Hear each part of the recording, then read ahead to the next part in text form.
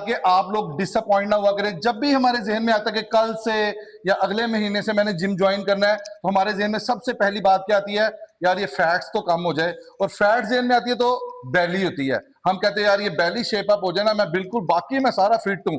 तो हम क्या करते हैं, हम जब जिम ज्वाइन करते हैं, हम जाते ही ये सोचते हैं यार मैं कल जिम जाऊंगा ना, 1 घंटा मैं ना पेट की एक्सरसाइज लानिया ने, मेरा पेट घट हो जाए, बाकी सब ठीक है, ये मेरे बाजू भी ठीक है, मेरे शोल्डर भी ठीक है। तो गाइस होता क्या है कि जब वो जिम ज्वाइन करता है और उसको 1 महीना खत्म हो जाता है, वो कहता है यार बाजू मेरी और पतली हो गई है, चेस्ट मेरी और पतली, बैली मेरी कम नहीं हुई। उसकी रीजन ये है कि वो स्पॉट रिडक्शन जो है वो चाह रहा होता है, जबकि ऐसा पॉसिबल बिल्कुल भी नहीं है। खाली ऐसा नहीं हो सकता कि आपके पेट से फैट कम हो जाए और बाकी बॉडी से कम ना हो। तो उसको ये नहीं चाहिए कि जाते ही वो सिर्फ बैली के वर्कआउट्स करे। खाली बैली के वर्कआउट करने से बैली रिड्यूस नहीं होती है, बल्कि बैली स्वेल हो जाती है। बैली के अंदर जो कोर होता है वो स्वेल हो जाता है। उसको क्या चाहिए, फुल बॉडी वर्कआउट्स करे। बैक का वर्कआउट करेगा, बैक में ब्लड फ्लो होगा।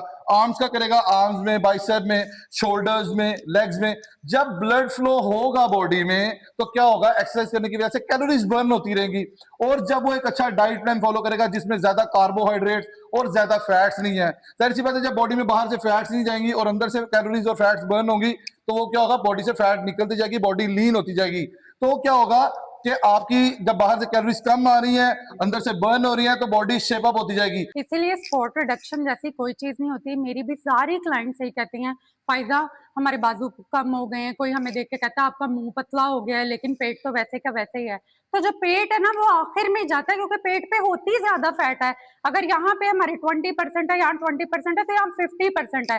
तो इधर से 5% पे कम होगी ना, तो लगेगा बाजू बहुत पतला हो गया है, टांगे पतली हो गई है, मुंह पतला हो गया। लेकिन यहाँ से 5% 10% पे जाएगा ना, पेट बड़ा ही लगेगा आपका। लेकिन आपने क्या करना है, आपने कंसिस्टेंट रहना है और फुल बॉडी वर्कआउट्स करने हैं, कैलोरीज बर्न करने पे फोकस करना है, कैलोरीज इनटेक कम करना है। तो आहिस्ता आहिस्ता आपका स्लोली स्लोली फिर पेट भी अंदर चला जाएगा। बिल्कुल ऐसे ही है। देखो मैं जैसे सपोज यहाँ पे 25% है मेरे और बाकी बॉडी पार्ट पे 5-5% है। अब मैंने 5-5% कम कर लिया, लेकिन यहाँ पे तो 25 था तो 20 रह गया।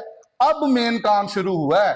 अब जब अगला महीना आप लगाएंगे तो ये 20 आ जाएगा 15 पे। अब जब आप अगला महीना लगाएंगे तो ये 15 पे से 10 पे, अगला महीना लगाएंगे तो फिर 5 पे, अगला महीना लगाएंगे तो फिर आपको अपना कोर नजर आना शुरू होगा।